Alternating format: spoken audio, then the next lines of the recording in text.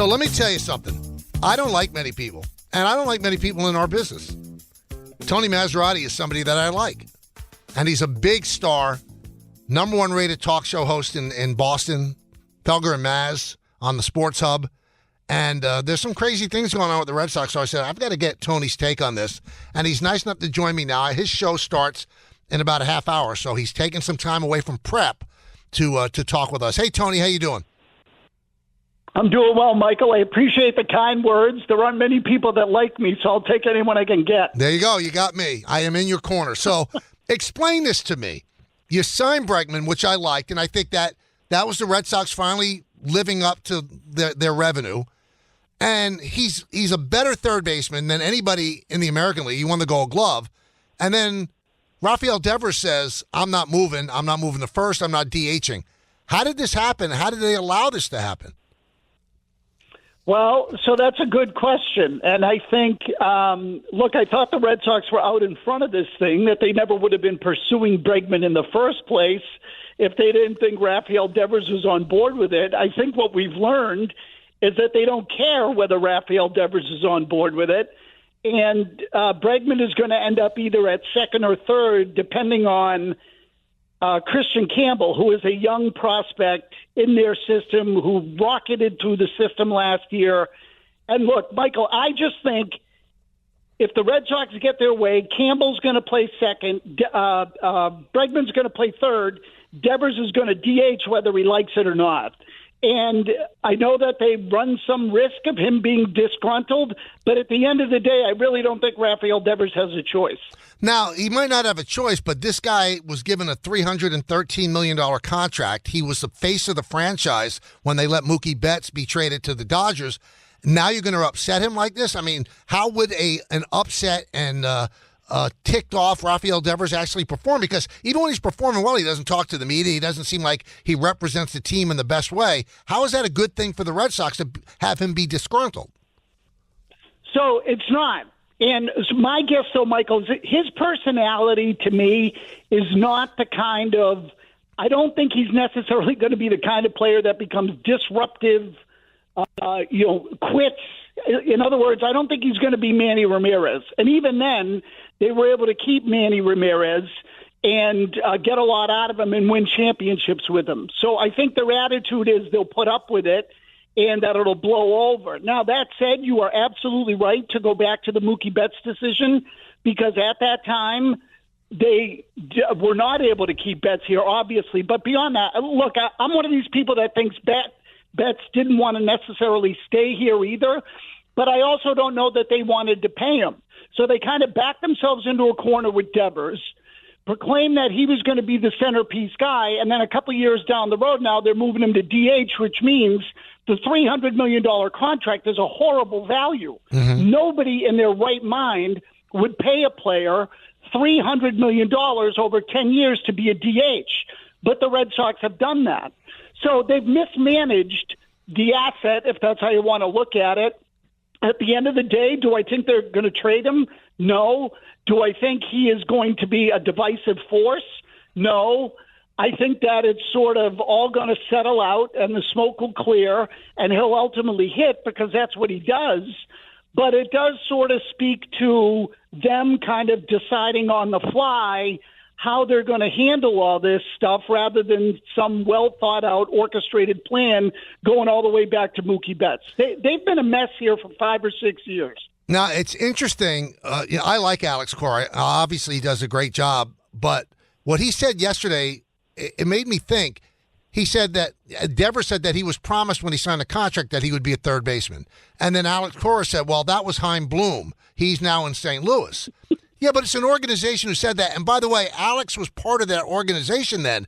And if you misrepresent the players, other players take note of that too, Tony. I wonder why he said Chaim Bloom's now in St. Louis. That's a bad look, because your organization, if they did indeed promise it, they promised it. I agree, and it looks bad, and it certainly looks like they're still blaming Bloom for things that are happening, almost 2 years after he left. So it is a bit of a cop-out. Now, that said, there were lots of scenarios where guys have to change positions or move and sometimes don't want to. So, and I don't need to tell you that, Michael, because obviously it happened with Jeter. A-Rod went to third base. We all know that Cal Ripken was stubborn about leaving shortstop in his final days in Baltimore and ultimately did it for Mike Bordick when he wouldn't do it for other people. So Mike Trout just moved from center to right. So these things do pop up. The difference in the Devers case is that he signed his contract, which is frankly another thing that I think is in the check mark for is a check mark for the team. Most guys who complain about having to change positions don't want to do so, because it affects their value. Right. In the case of Devers, he's already been paid. So, and I happen to think that I'm not convinced Christian Campbell is ready to play second base in the big leagues on a regular basis. And the Red Sox middle infield defense, especially with Trevor Story out, has been a disaster. They haven't been able to turn a double play for 2 years. So I would rather have Bregman at second, but that's assuming Campbell cannot play the position. If Campbell can play the position, the decision's made, I think. Bregman's going to play third. Devers is going to DH. Cora's going to talk Devers in off the ledge, get him to calm down, and then they're going to go forward, and who knows whether or not anyone will even be talking about it in a couple of months. But for a team that's trying to get back on the beam and back into contention again and be a threat, it's a horrible way to start spring training and a bad look. Also, I'm talking with Tony Massarotti, radio host from Boston. Well, what happens though? You've got a certain Japanese player that's only a DH, and he's signed for a lot of money too. If they decide to move Devers to DH, what did they do with him? Well, so I think that they just bite the bullet and overpay him. I think that's it. And the other part of this story, Michael, that's interesting to me. The Bregman deal, as much as the Red Sox are being lauded for it, right, they really didn't extend themselves in any long-term way here. If you factor in the deferred money, it's a 3-year, $96 million deal. That isn't even really 3 years. It's a series of 1-year deals. So he can opt out after year 1, he can opt out after year 2, and then in year 3, he's a free agent anyway. So what if Bregman has a good year, wants to go back on the market? Now the Red Sox need a third baseman again, and Devers might have to go back. Right. So to me, there's just a lot of – I think the Red Sox in some ways have thrown this together a little bit because they failed in a lot of their pursuits. And I'm not telling you they didn't have their eye on Bregman early. I think they did. But in a lot of ways, they would have been better off pursuing a right-handed bat like a Teoscar Hernandez, whom they went after but couldn't get. They couldn't get him last year or this year. They failed in some of the pitching, Yamamoto. They failed on Max Fried. And so they've just reached the point where they were desperate to make a move. And I'll just add quickly, in the Bregman press conference over the weekend, if you were to listen to it, both Sam Kennedy and Craig Breslow both made it a point to say that Bregman chose the Red Sox, and that was there was a measure of pride in that for the organization. And I think that was the Red Sox trying to convince people that people want to play for them when they haven't been able to lure free agents here now for a number of years. What happens to Yoshida if they move Devers to DH? Does he just become an expensive bench piece? Either that or they dump him. And when I say dump him, they'd have to eat some of the money. Again, that's a 5-year, $90 million contract. He's 2 years into it, so $18 million per. But they were down on him after year 1. Obviously, he was signed under Chaim Bloom, who is, as Alex Cora told us, now in St. Louis. And there's no real place for Yoshida if Devers is the DH. And so I misunderstood what you were asking earlier. I think you were asking about what they do with Yoshida. So I think that they are. I think they're just content to either dump some of this. If they can save a third of that contract and have to pay $12 million, and someone else takes them on for $6 or something of the like, My guess is that they will probably do it between now and the end of camp. All right, Tony, before I let you go, Red Sox fans have been angry the last couple of years. They don't feel that ownership is spent to the level they should be spending.